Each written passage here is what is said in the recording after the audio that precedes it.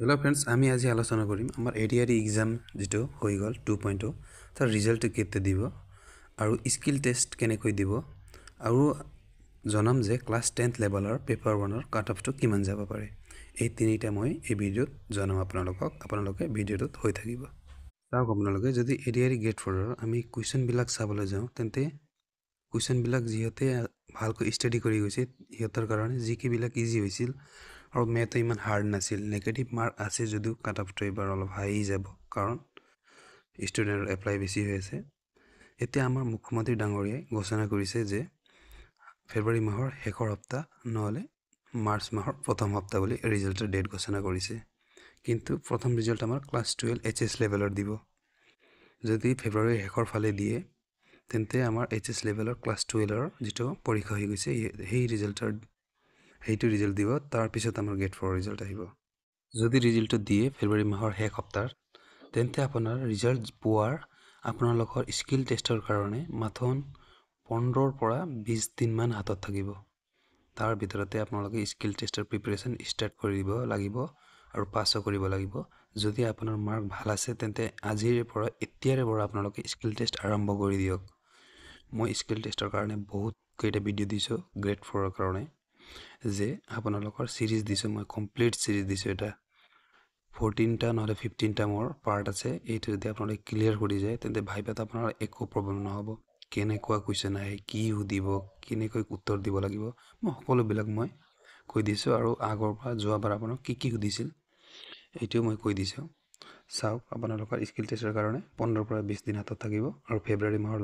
last সপ্তাহ যদি result দিয়ে তেন্তে 20 দিনৰ পিছত আপোনালোকৰ স্কিল টেষ্ট হ'ব আমি যদি কাট অফ চাব লাগে যে আমাৰ কোৱেশ্চন বিলাক যে জিকে ক্লাস 10 লেভেলৰ জিকে বিলাক ইমান হাৰ্ড নাই জিকে বিলাক বহুত ইজি আছিল ইমান জিকে ইজি আছিল যে আপোনালোকে জিকে যদি কমপ্লিট কৰি যায় তেন্তে আপোনালোকত ৰিজনিং কৰা সময় নাই আৰু মেথছ কৰা আপোনাৰ সময় নাছিল মানে সময়ৰ অভাৱে আপোনালোকৰ এক্সামটো যিসকলে পঢ়িয়ে গৈছে তেনে এটাৰ এক্সামটো বেয়া হৈছে আমি এতিয়া আলোচনা কৰিম যে কাট অফটো চাওক আমি জেনাৰেল ক্ষেত্ৰত ক্লাস 10 লেভেলৰ যেটা আমাৰ মেল আছে মেলৰ ক্ষেত্ৰত আমাৰ 80 পৰা 90 ৰ ভিতৰত মাৰ্ক ৰাখিছো যদি 80 পৰা 90 ৰ ভিতৰত মাৰ্ক থাকে জেনাৰেল মেলৰ তেন্তে আপোনালোকে স্কিল টেষ্টৰ কাৰণে আপোনালোকে হাজু হৈ যাওক আৰু প্ৰিপাৰেচন ষ্টাৰ্ট কৰি দিয়ক আৰু ফিমেলৰ আমালোকে 70 পৰা 80 ইয়াৰ ভিতৰতে থাকিব ইয়াৰ বাহিৰত না যায় এনেকৈ আমি এসটিএইচ এইচআৰ আমালোকে মেল ক্যান্ডিডেটসকলৰ 60 পৰা 70 ৰাখিছো আৰু ফিমেল ক্যান্ডিডেটসকলৰ 50 পৰা 60 ৰাখিছো কাট অফটো তেনেকৈ আমাৰ পিডব্লিউবিডি ক্যান্ডিডেটসকলৰ 40 পৰা 50 ৰাখিছো ইয়াৰ ভিতৰতে থাকিব আৰু টি ট্ৰাইবসকলৰ স্পেশালি টি ট্ৰাইবসকলৰ কাট অফটো কোৱাটো অলপ অসুবিধা হয় তথাপিও কৈ আছে যে টি ট্ৰাইবসকলৰ আমাৰ এবাৰ 65 পৰা 70 ৰাখিছো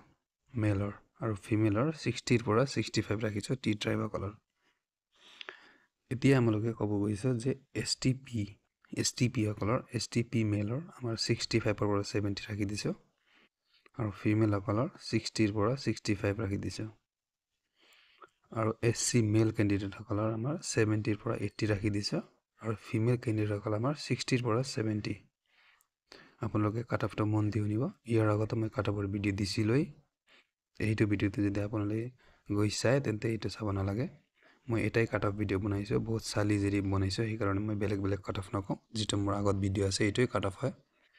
জাস্ট মই আপোনাক ইনফৰমেশন দিবলৈ আহিছো যে কাট অফটো এনেকৈ যাব বুলি মানুহে যি কৈ থাকক কাট অফটো ইয়াৰ বাহিৰত না যায় আৰু ওবিসি ক্যান্ডিডেট সকলৰ মেল 70 পৰা 80 ইয়াৰ ভিতৰত থকা সম্ভাৱনা ওবিসি মেল সকলৰ আৰু ফিমেল সকলৰ 65 পৰা 70 ইয়াৰ ভিতৰত থকা সম্ভাৱনা আছে সব যদি আপোনালোকৰ এক্সামটো বিয়া হৈ থাকে তেন্তে আপোনালোকে আকৌ চান্স পাই আছে এবাৰ এজো দি আছে 18 পৰা 36 লৈকে